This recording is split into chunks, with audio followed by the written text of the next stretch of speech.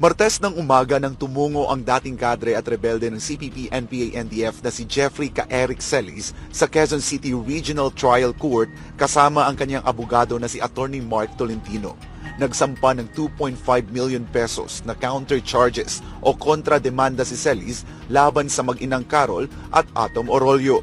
Ito ay kasunod ng paghain ni Atom ng 2 million pesos na civil complaint laban kina Celis at Dr. Lorraine Badoy dahil umano sa red tagging sa kanya at sa kanyang pamilya.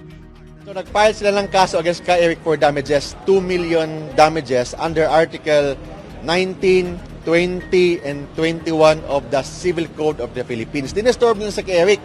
So ang ginawa natin, nag-file din tayo ng damages against Atom and against Carol Arroyo.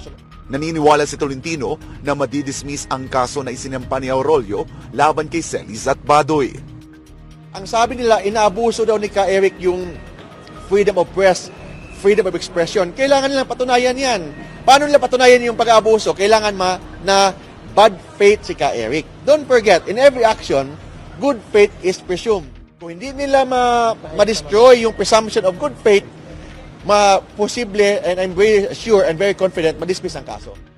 Sabi naman ni Celis, direktang kaalaman at personal na karanasan sa CPP-NPA-NDF ang kanyang mabigat na ebidensya laban sa mag-ina.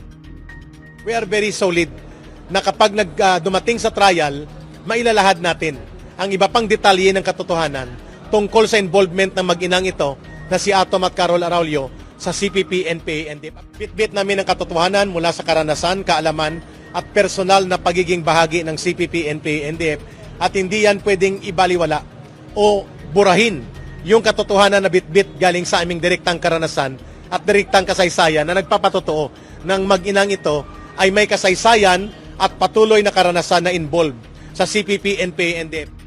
Sa huli, sinabi pa ni Celis na walang sinuman o anumang mga kaso ang makakapigil sa kanila na ilahad ang katotohanan upang mulatin ang kamalayan ng taong bayan.